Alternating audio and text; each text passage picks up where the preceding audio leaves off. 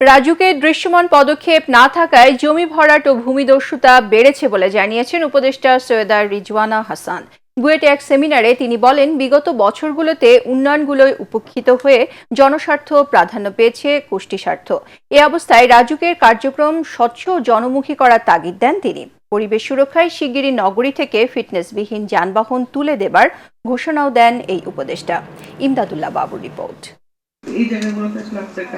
নানা কারণে দেশের প্রাকৃতিক বনের প্রায় ৬৫.৮% ধ্বংসের মুখে। জলাভূমি ভরাট আর বনায়ন উজাড় করে চলছে অপরিকল্পিত নগরায়ন। পরিবেশগত ভারসাম্য রক্ষায় একটি দেশে অন্তত ২৫% বনভূমি দরকার।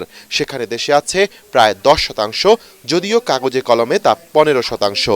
বাংলাদেশ প্রকৌশল বিশ্ববিদ্যালয়ে প্ল্যানিং উইক শীর্ষক সেমিনারে এ প্রসঙ্গে পরিবেশ ও বন বিষয়ক উপদেষ্টা সৈয়দা রিজওয়ানা হাসান অভিযোগ করেন, দস্যুরা একের পর এক ভূমি গ্রাস করছে।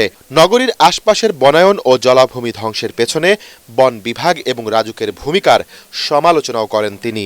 Double million offer, Walton fridge কিনে পেতে পারেন ২০ লক্ষ টাকা, রয়েছে কোটি কোটি টাকার নিশ্চিত উপহার। বন বিভাগের সমস্ত দখল 5% অফ ইটস ফরেস্ট ল্যান্ড, বাকি যে 95% আছে সেইটুকুনো যদি ঠিক করে রক্ষা করতো তাহলেও তো আমরা বলতে পারতাম আমাদের দেশে বন আছে। ভূমিদস্যুতা অনেক কথা শুনেছি, কোনো ভূমিদস্যুকে তো শাস্তি পাইতে দেখি নাই এখনো। পাবলিকের কাছে রাজুকের ইমেজ বিন্দুমাত্র পজিটিভ কিনা। কোনো মানুষ রাজুকে যাইতে হবে, সে যা দোয়া দুরুদ জানে সব পড়ে যায়। আপনার সেবাটা দয়া করে স্বচ্ছ এবং জনমুখী করেন। তিনি অভিযোগ করেন, বিগত বছরগুলোতে বাংলাদেশে সমতার ভিত্তিতে উন্নয়ন হয়নি, প্রকল্পগুলোতে খেয়াল রাখা হয়নি পরিবেশের বিষয়টি।